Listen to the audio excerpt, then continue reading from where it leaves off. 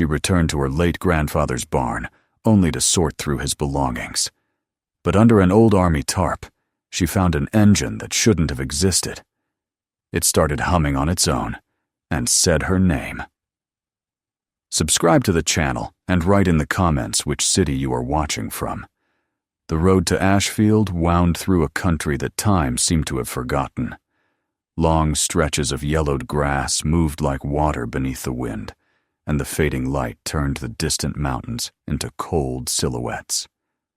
Major Lauren Hale hadn't been back here in 23 years, not since the funeral that ended the only family she had left. The government had given her 2 weeks leave, mandatory decompression, they called it. After the accident at Nellis, she called it exile. Her hands still shook when she thought about the explosion, the sound of the jet tearing itself apart, the scream that didn't come through the radio because her co-pilot, Captain Andrew Clark, never had the chance to make one. She had told herself that returning to the farm was only paperwork, a technicality to close out her grandfather's estate. But the closer she got, the heavier the air felt, as if the land itself remembered things she didn't want to. The dirt road narrowed until her rental truck scraped branches on both sides. Dusk was falling when the first fences appeared, sagging and half swallowed by weeds. The sign that once read Hale Farm hung crooked, one chain broken, the letters barely visible through rust. When she stepped out and opened the gate, her boots sank into the same clay soil she'd played on as a child. The smell hit her. Dry grass, dust, and something metallic that reminded her of the hangars back at the base. She hesitated for a moment, gripping the steering wheel, and told herself it was just another inspection, another duty. Then she drove on. The farmhouse appeared over the ridge, smaller than she remembered, but strangely intact. No broken windows, no collapsed roof. The porch railings were clean, the steps swept, even the mailbox upright. It looked lived in, though her grandfather had been dead for almost 2 months. The lawyer and Helena had been vague, saying only that Harold Hale had left things in good order.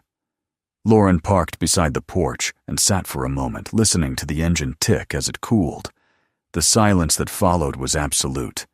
No birds, no dogs, no insects, only the wind whispering through the tall grass. She stepped out, the boards creaking softly under her boots, and tried the door. It was unlocked. Inside, the air was clean in a way that didn't make sense. No mold, no dust thick enough to stir. The faint scent of pine soap lingered, and under it something sharper machine oil. The house looked almost staged, furniture polished, curtains washed, the table set with a single mug and plate. On the counter, an envelope lay beneath a rusted key. Her name was written across the front in her grandfather's blocky, deliberate handwriting. For Waintorforwach. She tore it open carefully, expecting a will or some instruction about the property. Instead, there was a single line. If you're reading this, I'm gone. Don't be angry. Everything I built for her. If you found the engine, don't try to start it. H. She read it twice, the words leaving a dull ringing in her ears. For her? He couldn't mean her mother. Lydia Hale had died decades ago. Lauren folded the letter back into its envelope and stared around the room. Her grandfather's habits came flooding back. How he'd wake before dawn to work in the barn. How he used to polish his tools every Sunday afternoon. He was a man who believed in order, in discipline, in the clean lines of machinery. But this house felt too perfect, like someone had prepared it to be seen, not lived in. Upstairs, her old bedroom was exactly as she'd left it, at 12 faded wallpaper, iron bed, a single wooden chest at the foot. When she opened it, she found only her grandfather's overalls, folded with military precision. No photographs, no letters, nothing of her mother. That absence had always been his one unbreakable rule. He never spoke of Lydia, and any question about her ended in silence, Night had settled by the time she returned downstairs. Through the kitchen window, she could see the dark outline of the barn behind the house, a hulking shape against the dim sky. It drew her attention like gravity. For as long as she could remember, the barn had been off limits. Dangerous equipment, he'd said. When she was small, she'd tried to peek through the cracks in the boards, but the interior had always been too dark. Now, standing at the back door, she saw a faint reflection of metal catching the moonlight through a gap in the doors. She found the keyring on a hook near the pantry, each tag neatly labeled in his careful script. The one marked barn was heavy brass, rubbed smooth with age.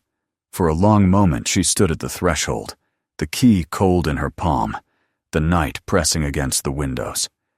She told herself she'd only look, just to make sure nothing dangerous or flammable had been left behind.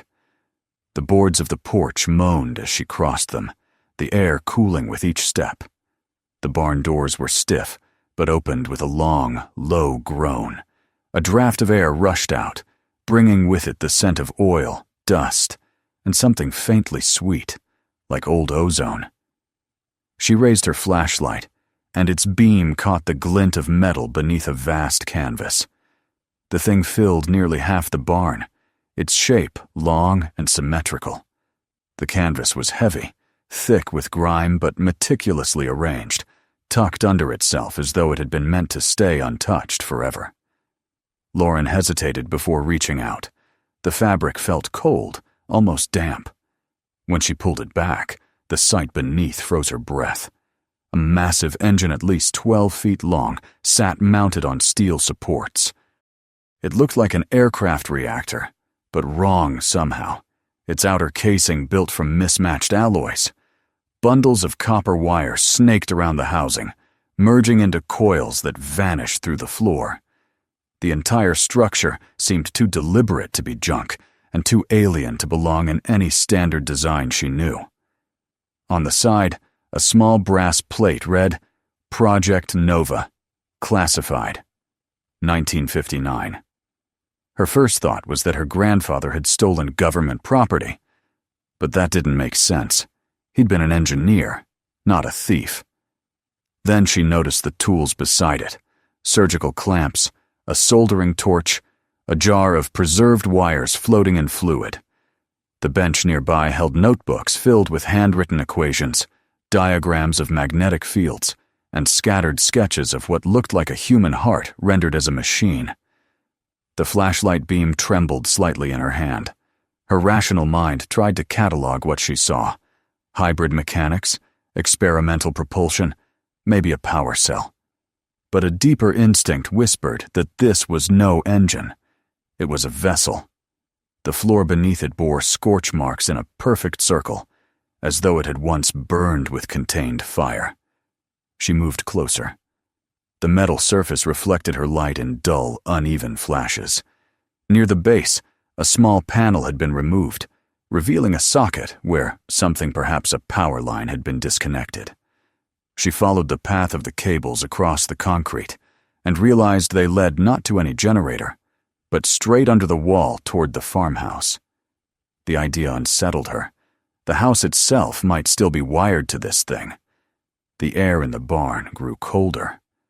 Somewhere above, a loose shingle tapped rhythmically in the wind.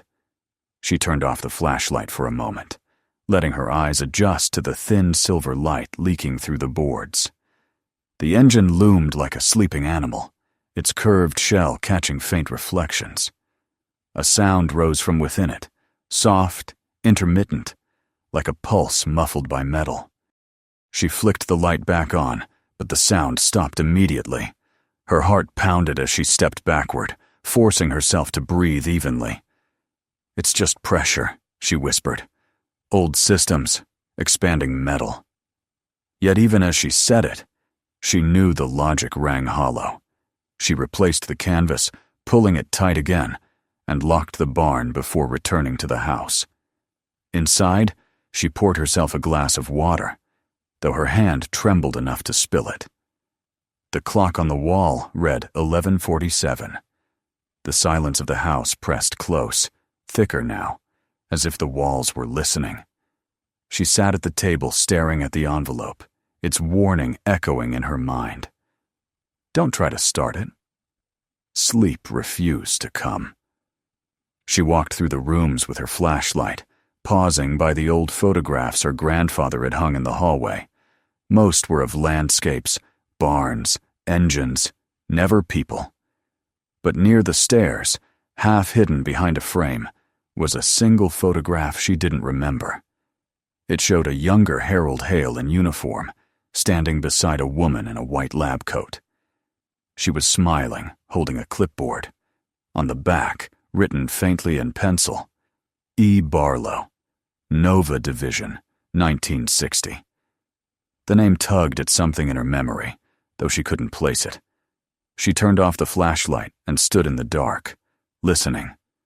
From somewhere beyond the window came a low, distant hum too faint to locate, too steady to be the wind. By the time she crawled into bed, the hum had faded, replaced by the creaking of the house as it cooled. She lay awake, staring at the ceiling, her mind filled with equations she couldn't remember learning. Images of wires, engines, and the small brass plate glowed behind her eyelids. In her dreams, the engine was no longer silent. It breathed, slow and deep, the rhythm of something alive waiting patiently for her to come back. When dawn came, the sky was the color of smoke, and frost coated the windows. Lauren stood at the sink, watching the first light touch the barn roof. The place looked calm, ordinary, as if the night before had been her imagination. But as she reached for her coffee mug, her fingers brushed the folded letter again.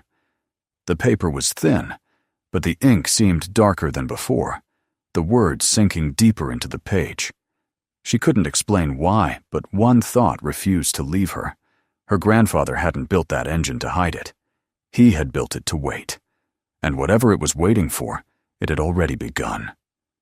The morning came gray and cold, as if the sun itself hesitated to rise over that piece of forgotten land.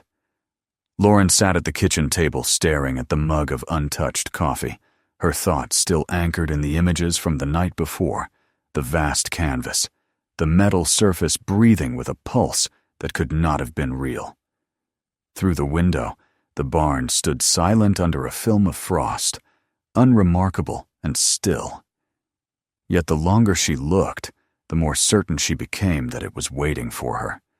It felt less like a building and more like a living thing one that knew her name. By mid-morning, she forced herself into motion, dressing in her old flight jacket and jeans, trying to reassemble the woman who knew how to keep her emotions in check. She told herself she would treat this like a mission. First, gather data. Second, establish risk. Third, report. The problem was, she had no one to report to. The only man who had ever been her commanding officer in this family now lay buried 3 miles away under a flat piece of granite that read, Harold F. Hale, 1928-2024. Veteran, engineer, father. There were no other words, nothing to tell the world what kind of life he had lived, or what kind of secrets he had died with. She started her truck and drove into Ashfield, the town unchanged from her childhood. A single main street lined with wooden facades, a post office, a diner, and a courthouse that looked like it had been built by men who believed stone could keep the world from changing. The town's tiny historical archive sat behind the church, run by a woman who had probably known her grandfather. When Lauren introduced herself, the woman's eyes widened, and she simply nodded before leading her to a room that smelled of paper and dust.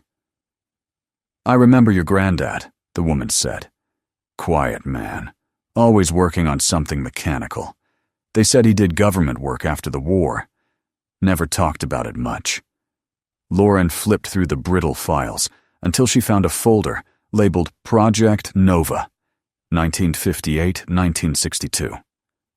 Most of the pages had been redacted, entire paragraphs blacked out. One report mentioned an experimental energy conversion system using organic resonance patterns. The next page referenced a test subject loss event, and a sudden termination order dated June 1962. Among the signatures at the bottom of that order was one name that sent a chill down her spine: Dr. Emily Barlow. She stared at the name, tracing the letters with her thumb. The woman from the photograph.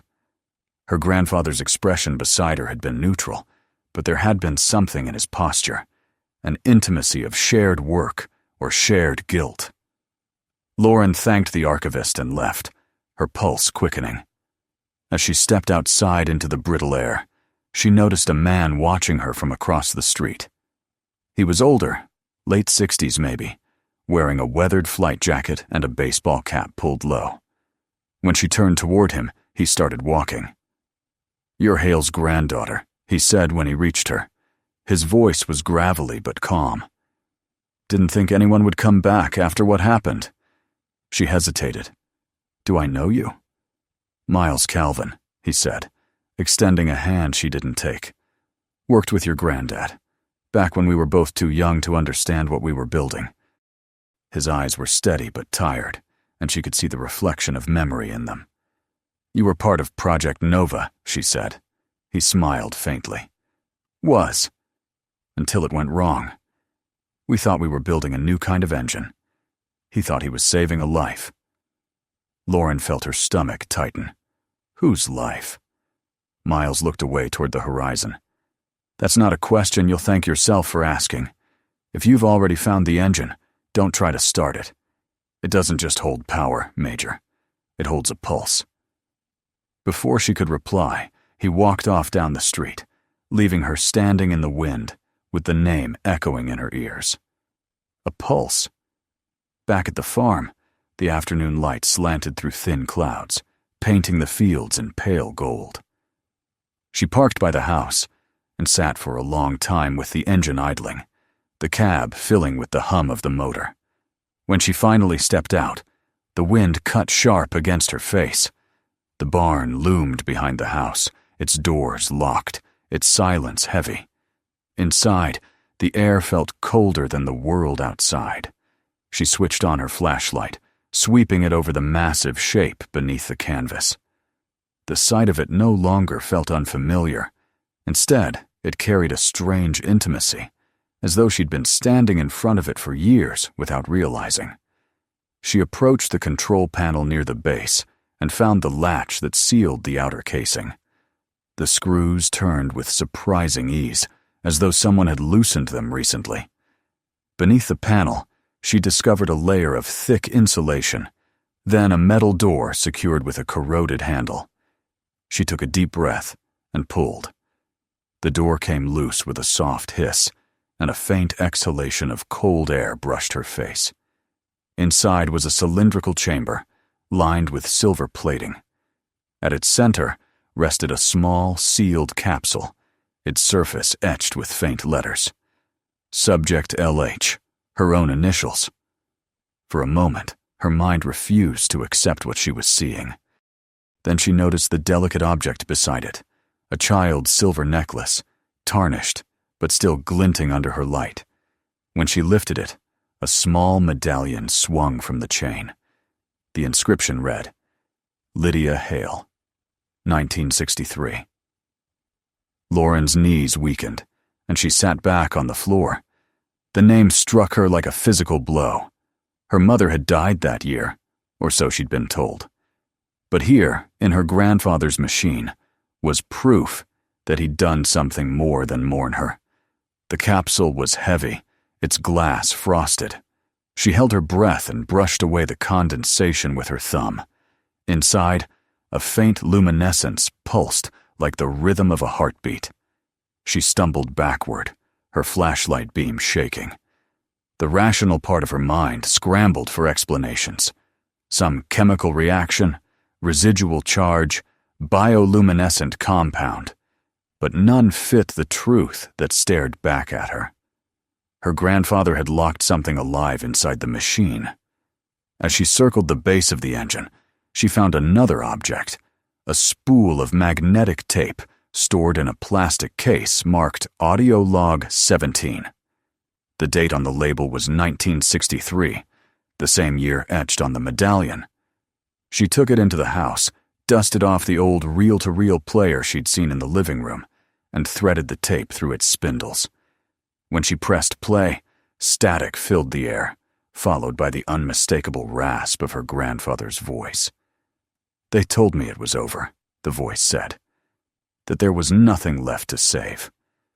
But the signal didn't fade.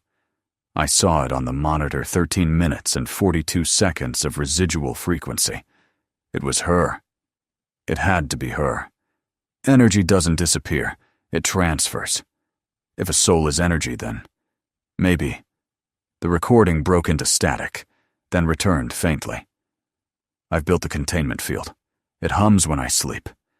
Maybe that means she's dreaming." Lauren sat motionless. She could hear his breathing on the tape, slow, deliberate, heavy with exhaustion. Then came another sound, a woman's voice, soft and uncertain, whispering something too faint to understand. Her skin prickled. The voice repeated a single word. It might have been father.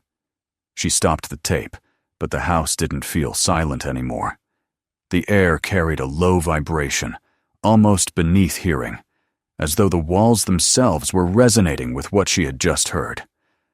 Outside, a cloud passed over the sun, plunging the world into sudden shadow. When she stepped onto the porch, she saw fresh tire tracks in the dirt road leading to the barn. They hadn't been there that morning. She ran to the barn doors and pressed her ear against the wood. Inside, a faint mechanical hum rose and fell like breathing. She pushed the door open, her pulse hammering, and froze. 2 men in dark military jackets were inside, moving around the engine. One held a tablet glowing with data. The other adjusted a panel on the machine's side. "We need to pull the core and burn the rest," one of them said. "Command wants this off the map by nightfall." Lauren stepped into the doorway. "What are you doing here?" she demanded. Both men turned sharply, startled. The older one straightened, his expression unreadable. "Ma'am, this is restricted property. You need to leave immediately." "This is my land," she said, "and that machine belonged to my grandfather." The man's gaze flicked to the capsule behind her, then back to her face. "Then I suggest you forget you ever saw it." Something in his voice chilled her more than the cold air. She took a step forward, but the younger soldier reached for his sidearm, not aiming, just reminding her it was there. "You have no idea what that thing is," the older one said quietly. "You think it's a machine? It isn't. It's a grave." Before she could speak, he pulled a small device from his pocket and pressed a button. The engine lights flickered once, and the hum deepened into a throbbing vibration that made the ground tremble. "Let's go," he said to his partner, and together they backed away toward the exit. "Stop!" she shouted, but they were already outside, climbing into a black SUV parked by the fence. Dust rose behind them as the vehicle sped away. Lauren turned back to the engine. Its panels glowed faintly red, heat radiating from the metal. The hum grew louder, rising into a steady tone that vibrated in her chest. She stumbled to the control panel, searching for a way to shut it down. But the switches were labeled in codes she didn't understand. Then, as suddenly as it had started, the sound stopped. For a long moment, there was only the sound of her breathing. Then a small green light blinked on above the capsule. She leaned closer. Inside the glass, something moved. Not a trick of the light. Something truly moving. A shimmer like the flutter of a pulse beneath skin. She reached out, and a static charge leapt to her fingertips. The light brightened, responding to her presence. The hum began again, softer this time, like a sigh. A voice whispered through the speakers near the base, faint and broken. "Lauren." Her hand jerked back. The whisper came again, stretched and fragile, fading in and out with the current. "Lauren." She shut off the main breaker, plunging the barn into darkness. But the voice lingered for a few seconds longer before fading completely. Her chest felt tight, her mind racing through every impossible possibility. When she finally returned to the house, night had fallen. The sky outside glowed faintly from distant lightning, though there was no storm. On the kitchen table lay the tape recorder, still spooling slowly. She realized she hadn't rewound it, yet the reels turned on their own, whispering static that almost formed words. She pulled the plug, and the room went dark. Sleep came in fragments that night. Each time she closed her eyes, she saw flashes of light, wires twisting into veins, her mother's face superimposed over the glow of the engine. Once, she dreamed of standing inside the machine itself, weightless, surrounded by sound instead of air. A voice in that dream said, "He built this for both of us." When dawn broke, she woke with the taste of metal in her mouth and the lingering echo of that voice still in her ears. She went to the window and saw the barn standing unburned, but shrouded in morning mist, the ground around it marked by fresh footprints she hadn't made. Someone had been there again during the night. Lauren's eyes moved to the edge of the field, where a black pickup sat idling near the road, before slowly backing away and disappearing into the hills. She didn't move. She only whispered to the empty room, "Grandpa, what did you do?" The engine in the barn remained silent, but deep within its shell, something glowed faintly in answer. The mist over the fields clung low that morning, dulling the shapes of the fences and softening the edges of the barn that waited beyond the house like a sleeping animal. Lauren stood by the window, her breath fogging the glass, the smell of last night's smoke and oil still clinging to her hands. The memory of the soldiers' visit kept replaying in her head, their quiet precision, the way they had known exactly what they were looking for, the warning one of them had left behind. "It's a grave." The words haunted her, because she could not tell whether they were a lie meant to scare her or a truth too terrible to face. Either way, she could not leave it alone. By the time she stepped outside, the frost had begun to melt into thin silver threads across the ground. The barn door hung half open from where she had left it in her panic, and as she crossed the yard, she could hear the slow ticking of metal contracting in the cold. Inside, the engine loomed in shadow, but something about it had changed. The panels glowed faintly from within, a rhythmic shimmer of light that rose and fell like breathing. Her flashlight trembled in her hand as she approached, the beam sliding over the curves of steel until it found the narrow window in the side of the chamber. Through it, a faint pulse of light flickered, perfectly steady. She knew she should run, call someone, destroy the thing, but instead, she found herself whispering, "Mom." The word left her mouth before she could stop it, a sound she had not used since childhood. The pulse brightened, as if answering her. She took a slow breath and set down the flashlight. "What are you?" she said softly, almost pleadingly. The only reply was a hum, low and continuous, until it formed the illusion of a voice beneath the vibration. It wasn't words at first, more the suggestion of thought pressing against her mind. Then, faintly, she heard it. Lauren. The name came through the air like a breath across a wire. She stepped closer, her hand hovering just above the metal. "If you can hear me, who are you?" The response was broken, like static. He didn't want them to use me. The voice was unmistakably female. Soft, distant, and filled with exhaustion. The air inside the barn grew warmer, and the smell of ozone sharpened until it stung her throat. Lauren found the terminal panel along the side and began reconnecting wires by instinct, her training guiding her hands even as her mind reeled. The interface was old, its analog gauges cracked, but the system responded to her touch, blinking back to life. On one of the small monitors, a line of light flickered in rhythmic pulses like a heartbeat. Numbers scrolled beneath it, energy readings, oxygen levels, temperature differentials, all impossibly high for a machine that had been dormant for decades. The last line of data read simply, "Conscious pattern active." She stumbled back, gripping the edge of a workbench to steady herself. Her grandfather's words returned to her, his tired voice on the recording. If a soul is energy, then maybe what? Maybe it could be trapped. Maybe it could be preserved. And maybe, just maybe, it could still speak. The barn door creaked suddenly. Lauren spun around, her pulse spiking, but the figure in the doorway was familiar.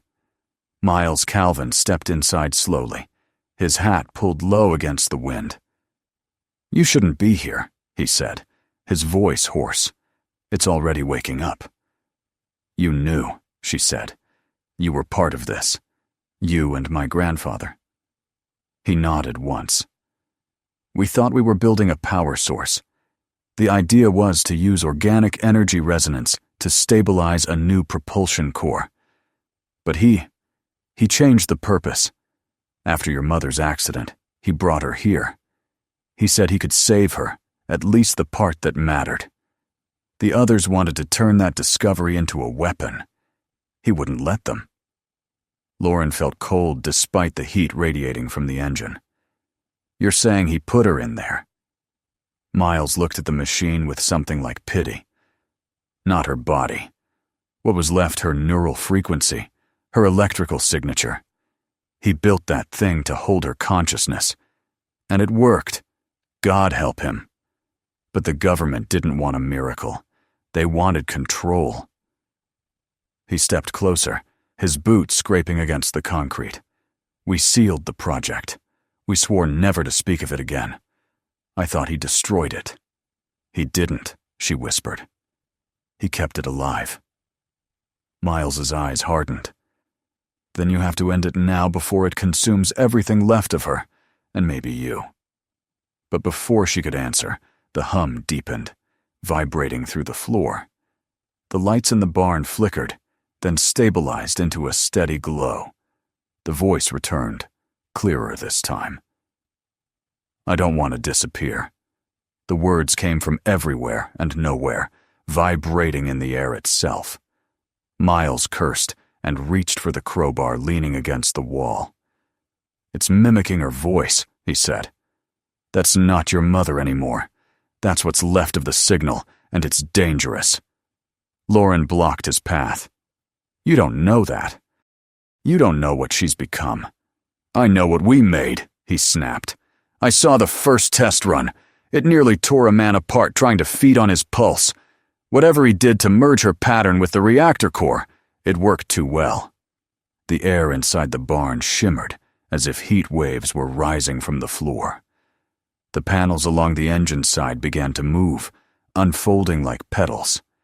A soft light poured out, illuminating both of them in a pale blue glow. The sound that followed was neither mechanical nor human. It was the deep, resonant thrum of something alive.